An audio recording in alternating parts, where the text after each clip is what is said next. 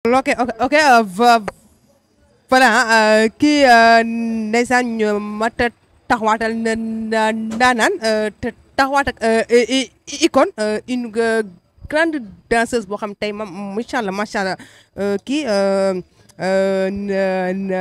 Ndeye Gueye lii naa la nuyu naa la. c'est que problème bi ma am mooy ki moom site bi da ko neex mu jël la wala lan la man loolu rek laay laaj. ba pare après ma soog la toog.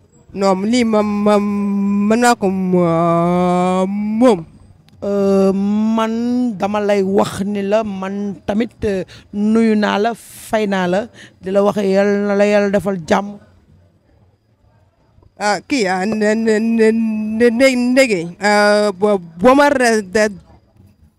respecté wul man na respecté naa la nii waaw. waa taxawal moi aussi je te respecte beaucoup ma chérie mais dama lay wax ne waxtaan bi du neex parce que man xaw ma li ngay wax. manta ne.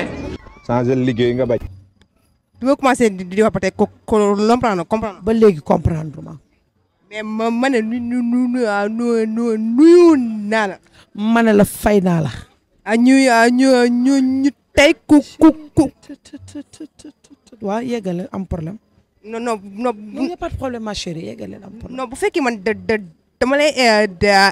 non déranger woo ma da ngay wax rek ma tontu la rek ci ni ma la ko mën a tontoo nag waaw kay bu leen di benn problème da ngay wax ni nga ko mënee ma tonteloo ni ma ko sentiré wax jeex. kii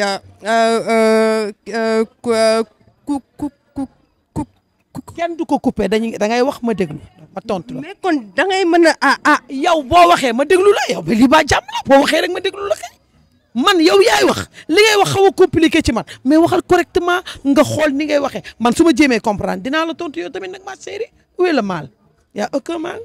ñu tey ku xam tey ndege si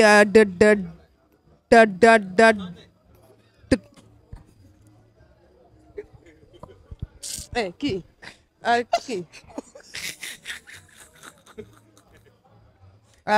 waa yeggale am problème baal ma tey ma ko. man damay liggéey dama liggéey. waaw man tam maa ngi lay tontu yaa ngi mer de. barke Serigne Bamba kenn du ko dagg yow da ngay wax ma tontu kenn du ko dagg. waa léegi ma yow ñi nga doon interview maa leen gën a fu man dof laa waxal maa ngi lay dégg boo tontu boo waxee ma tontu la. la nga bëgg a dégg waaw ma doon. léegi da ngay yeggal yow li nga bëgg a wax da nga koy wax par force doole maam wax jeex li nga bëggoon wax da nga koy wax force waxal. kenn du ko coupé da ngay taxaw fii ngay taxawal kenn du ko coupé waxal force taxawal waxal.